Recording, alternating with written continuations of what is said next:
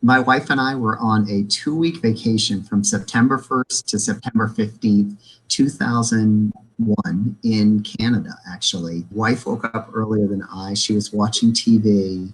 A plane had struck one of the towers, and my wife came upstairs and woke me up and said, this really weird thing happened.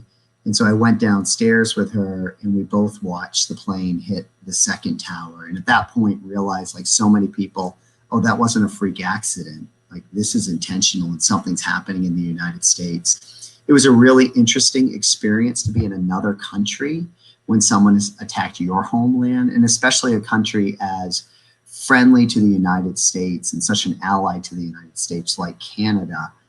But it was surreal at that moment for anyone that was alive, what was happening.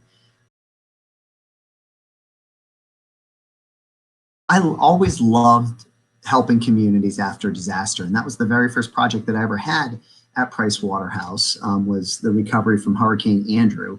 I knew nothing about disasters, but it was related to government. I was always interested in government. And for the 8 years that I was at Price Waterhouse, I had an unusual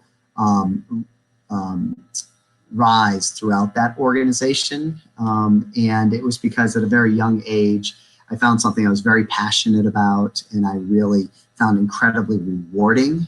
And the firm let me focus in that area, and at a young age gave me a lot of responsibility, and I was able to build a multi-million-dollar practice at PricewaterhouseCoopers, just helping FEMA, who was our primary client, the Federal Emergency Management Agency. And so during those 8 years, I really became sort of one of the key financial consultants to FEMA, in helping them figure out how much money to give state and local governments for search and rescue efforts, debris removal, all the emergency protective measures, working with engineers on all the infrastructure repairs to the roads and the bridges and the water systems and the sewer systems.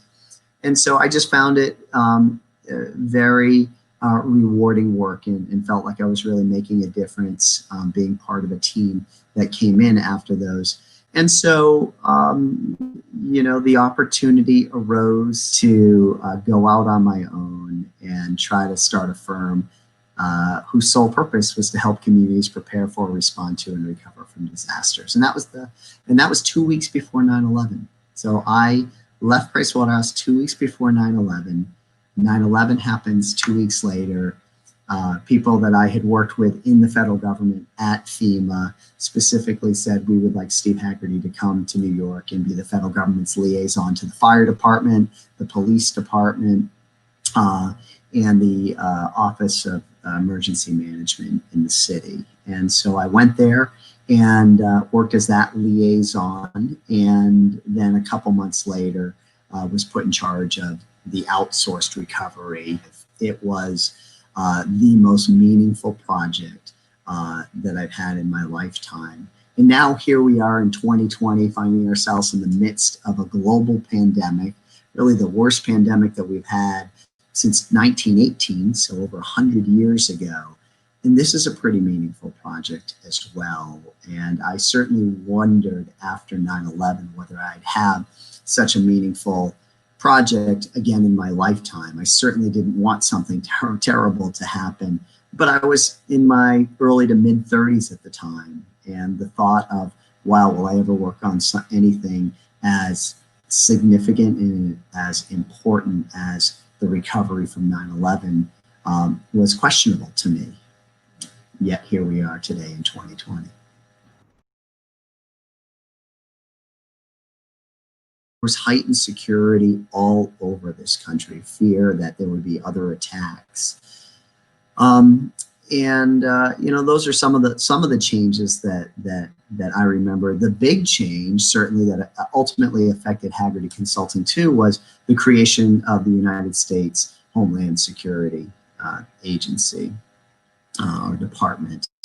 And Homeland Security, it didn't exist. You know, we had components of it in all these different agencies, but there was, you know, commissions, many commissions formed after 9/11, and ultimately out of that came Homeland Security. The federal government, again, instituted so many new programs and policies around this country, all of which Hagerty over time, or many of which Hagerty over time has become an expert in, or already had expertise even beforehand. But again, I mean, all the UASI, the Urban Area Security Initiative grants, those didn't exist before 9/11, and those were created afterwards. Some of the innovations that we did after 9/11, like this incremental cost approach, where we got $500 million out for all the emergency overtime for agencies, was at the time a real innovation and something FEMA hadn't done before. But I think it was the catalyst for other innovations that the agency has done since then on different programs, including the Community Disaster Loan Program, which we streamlined and innovated right after Hurricane Katrina in 2005. And that program gave out $1.4 billion to all of these local governments in Mississippi and Louisiana and Texas.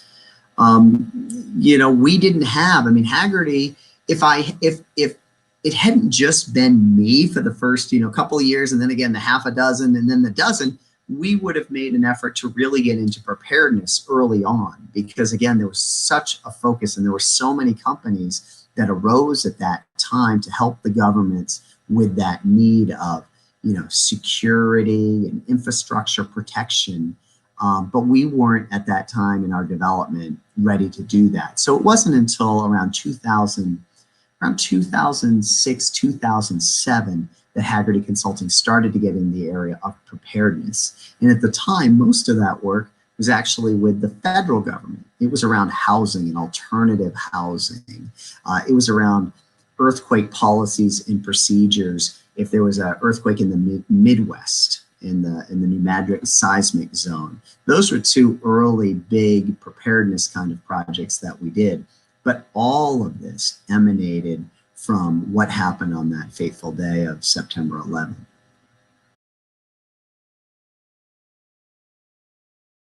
What I remember about 9/11 is first the shock that evil exists in the world.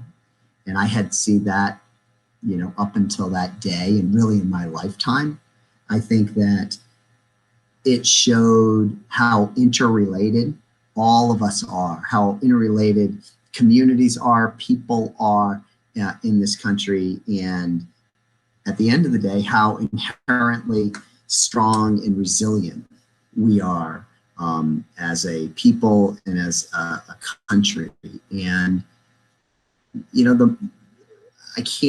I can't ever forget the 363 firefighters and police officers that died that day. I was the federal government's liaison to the fire department and the police department, so to FDNY and NYPD. I worked closely with people in those departments who had so many friends or relatives that died that day. And the amazing thing is that for firefighters and police officers, they run towards danger. You knew something bad happened that day. Those buildings were on fire.